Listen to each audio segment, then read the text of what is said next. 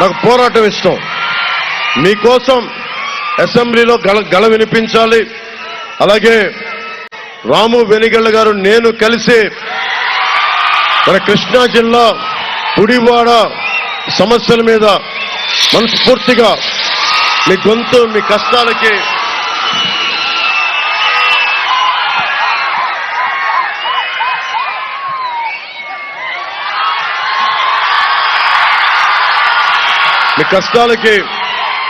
గళ వినిపిస్తాం. అలాగే ముఖ్యంగా మహిళలకి కీలకమైన కొన్ని అంశాలు చెప్తాను. ఇప్పుడు దాకా రాష్ట్రంలో జగన్ 1200 కోట్లు ఆరోగ్యశ్రీ బకాయిలు పడ్డ డబ్బులు ఇవ్వాల హాస్పిటల్స్కి. అందుకని ఇవన్నీ ఆలోచించి ప్రతి కుటుంబానికి 25 లక్షల రూపాయల హెల్త్ ఇన్సూరెన్స్ ప్రభుత్వమే తీసుకునే బాధ్యత తీసుకుంది కూటమి ప్రభుత్వం. అలాగే మహిళలకి ఉచితంగా 3 గ్యాస్ సిలిండర్లని సంవత్సరానికి ఇవ్వాలి అన్నది బలమైన నిర్ణయం తీసుకున్నాం. అలాగే ఉద్యోగులకి సకాలంలో జీతాలు, పోలీసులకి అలాగే హోంగార్డ్స్ కూడా ప్రత్యేక శ్రద్ధ తీసుకొని హోంగార్డులు పరిస్థితిని కూడా అర్థం చేసుకుని వారికి అండగా నిలబడతాం. రైతాంగానికి కాలువల్లో పుడికలు తీయించడం, అలాగే సాగునీరు, చిన్న చిన్న మైనర్ ఇరిగేషన్ ప్రాజెక్ట్స్ అన్నిటి కూడా నిర్వహణలు సమర్థవంతంగా చేసేలాగా, అలాగే ముఖ్యంగా ఉపాధి అవకాశాలు వచ్చేలాగా, ఇంతమంది యువతకి ఉపాధి అవకాశాలు రావాలంటే బలమైన ప్రభుత్వాలు ఉండాలి, దానికి అండగా ఉంటాం. అలాగే దివ్యాంగులకి ఎక్కడికి వెళ్ళినా సరే పాపం ఇబ్బంది పడతా ఉంటారు. వైసీపీ ప్రభుత్వం దివ్యాంగులు కూడా భయపడద్ది. అలాంటి దివ్యాంగులకి 6,000 రూపాయలు నెలకి కూటమి ప్రభుత్వం అందించబోతుంది. అలాగే ముఖ్యంగా అసలు కంప్లీట్గా మనకి నడవలేని వాళ్ళు, మంచానికి అతుక్కుపోయిన వాళ్ళ లాంటి పరిస్థితులకి 15,000 రూపాయలు నెలకి అందించాలని కూటమి ప్రభుత్వం నిర్ణయం తీసుకుంది. అలాగే తలసీమియా లాంటి వ్యాధిగ్రస్తులకి నెలకి 10,000 రూపాయల చొప్పున అందించాలని కూడా కోరుకుంటూ అది బాధ్యత నిర్ణయం తీసుకుంది. మీ అందరికీ వీటన్నిటికంటే మించి పనిచేసే వాళ్ళం, బూతులు తిట్టేవాళ్ళం కాదు. మీరేదైనా తిడితే మాకు పని అవ్వలేదని మీరు తిడితే భరించేవాళ్ళం. అందుకని ఈ బూతులు తిట్టే ప్రభుత్వాన్ని, గోతులు తీసే ప్రభుత్వాన్ని వదిలి గోతులు పూడ్చే ప్రభుత్వాన్ని, బూతులు తిట్టే వాళ్ళని లాగిపెట్టి మోకాళ్ళ మీద కూర్చోబెట్టే ప్రభుత్వాన్ని తీసుకొస్తామని తెలియజేస్తూ, ఆడబిడ్డలకి ధైర్యం, ఆడబిడ్డలకు ఉపాధి అవకాశాలు అందరికీ సమానంగా చూసే బాధ్యత గల ప్రభుత్వం రాబోతుంది కొద్ది రోజుల్లో. దాంట్లో భాగంగా బాలశౌరి గారు గాజు గ్లాస్ గుర్తు మీద మీరు జనసేన పార్టీ మీద ఎంపీ అభ్యర్థిగా పోటీ చేస్తున్నారు. సోదరులు వెనిగళ్ల రాము గారు తెలుగుదేశం సైకిల్, కొత్త మోడర్న్ సైకిల్, అది కొత్త సైకిల్ మీద వస్తున్నారు. తొక్కుకుంటూ వెళ్ళిపోతారు, విజయం సాధిస్తారు. బూతులు తిట్టే వాళ్ళని ఆయన ఒంటి చక్రం లేపి మరి కొట్టుకొని ముందుకెళ్తారు.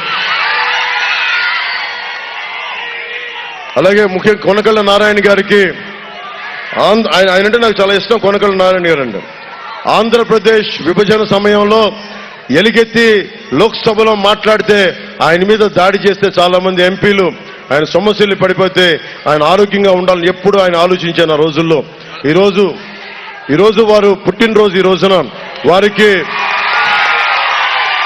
పాట పాడాలని ఉంది కానీ happy birthday to you Konakalla Narayana గారని నా గొంతు బాగలేదు, అందుకని వారికి నా పుట్టినరోజు శుభాకాంక్షలు తెలియజేసుకుంటా ఉన్నాను.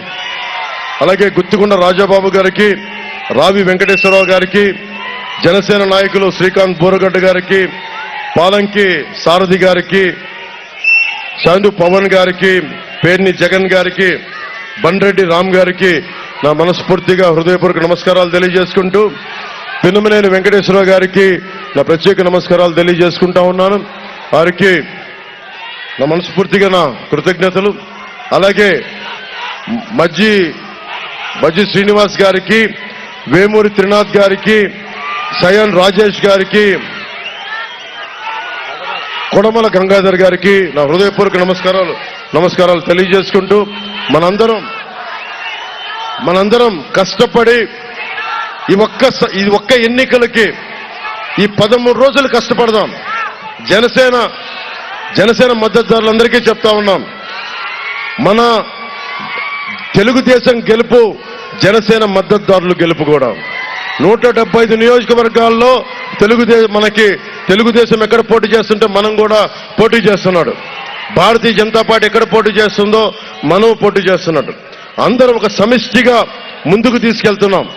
దీంట్లో ఓటు చీలకుండా గాజు గ్లాసు గుర్తులేకపోయినా అక్కడ జనసేన మద్దతుదారులందరూ, జన సైనికులు, వీర మహిళలు, ప్రత్యేకించి అక్కడ మన అభ్యర్థులు ఎవరున్నారు, కూటమి అభ్యర్థులు, వారికి బలమైన మెజారిటీ, మన ఓటేసి బలమైన మెజారిటీతో గెలిపించవలసిందిగా మనస్ఫూర్తిగా కోరుకుంటూ, వస్తుంది మన కూటమి ప్రభుత్వం, అధికారం పీఠం మనదే.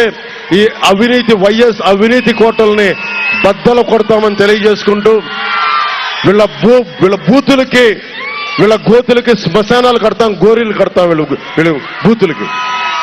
మనస్ఫూర్తిగా మీ అందరికీ ధన్యవాదాలు తెలియజేసుకుంటూ,